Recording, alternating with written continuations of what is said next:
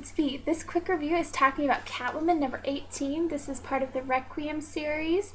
As you guys know, this is kind of an umbrella series going on after the death of Damian Wayne in Batman Detective number 8, I believe.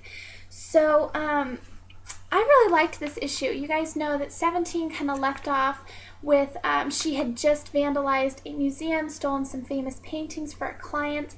Gwen had actually set up this heist, and then Gwen was supposed to be the getaway car but was nowhere to be found. So there's Catwoman with these paintings, no way to get out of there, and she had to kind of figure it out on her own, which she did. So this issue, it starts out with Batman, you guys, walking in. He seemed to find solace in those paintings, and it was kind of the heart of Gotham and where he could go to kind of put his faith back in Gotham and maybe back in himself. So kind of this picture, and you see kind of the empty, clean parts of the wall where those paintings had been hanging. And I do think that's ironic, though, because when Catwoman was learning to take the paintings out, they were breaking down frames and rolling up the paintings, and at the end of issue 18, she had all the rolls, but there's no frames in here. So I'm just kind of wondering if, I don't know, where they went, I guess. So anyway, so Batman's really upset about it. He, oh, that Catwoman, I know she did it. So she is on her motorcycle, taken off. She's already sold the paintings at this point. So I guess maybe that's where they took the frames. Maybe the museum people took them. That would make sense if this much time had passed.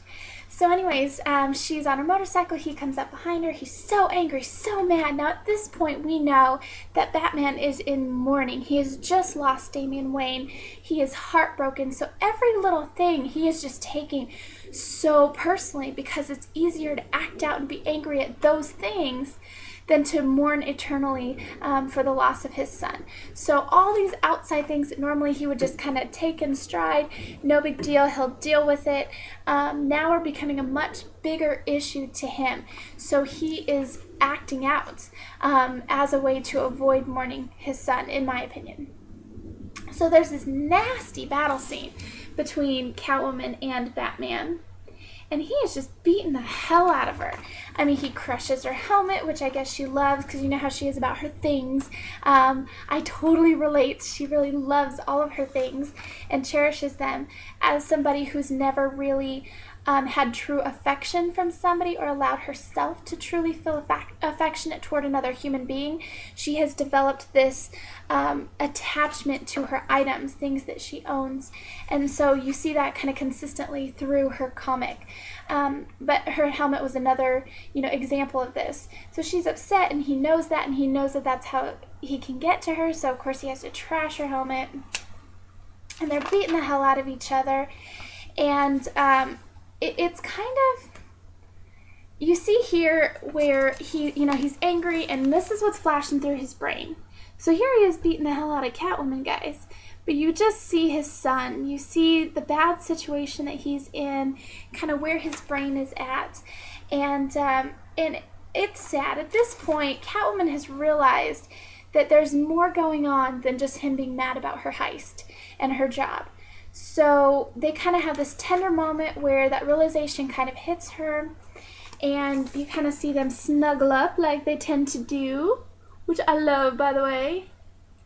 So you kind of have this intimate moment where she just, at this point, she's not going to be mad anymore. She's going to show him a little bit of tenderness, which is a big deal for her too. For him, it's much needed at the moment, and for her, it's a big deal because she does not normally put her, feelings into anybody. So it's kind of a bigger deal than I think it looks on the surface.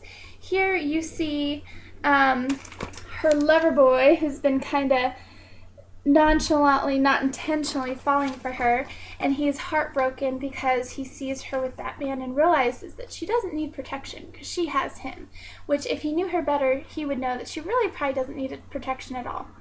So you see her kind of beat up, scraped everything else from the battle. And instead of being angry about it, she's kind of focusing that energy on trying to find Gwen. So now we flash to where the last issue ended. Now here's a little bit of an issue. If that much time had passed where Selina Kyle could sell those paintings to complete her job, the frames are missing from the museum, but Gwen is still sitting in the detective's office, now with an attorney that was hired for her. I think time on these 2 issues is a little funky, but anyway, so the evidence has gone missing, and Selina Kyle gets into the prison into the police department because she wants to try to free Gwen, and she ends up planting a microphone in the detective's office, which I'm sure is going to play a role in future issues. So that'll be good. So then at the very end here, you guys, this is really interesting. So Batman wants her to return the paintings, and she does. What the heck? Like, I don't know. So she steals them back from the person she sold them to, and she's going to take them back for Batman, which, I don't know. I guess it's sweet, but, yeah, I don't know. And then we end up with this guy. Da-da-da. And I'm not going to really go into him because there's not much left. So we're going to have to wait until issue 19 to find out about that. So I hope you guys enjoyed the review. I hope my opinions don't offend anybody. Have a good one. Bye, guys.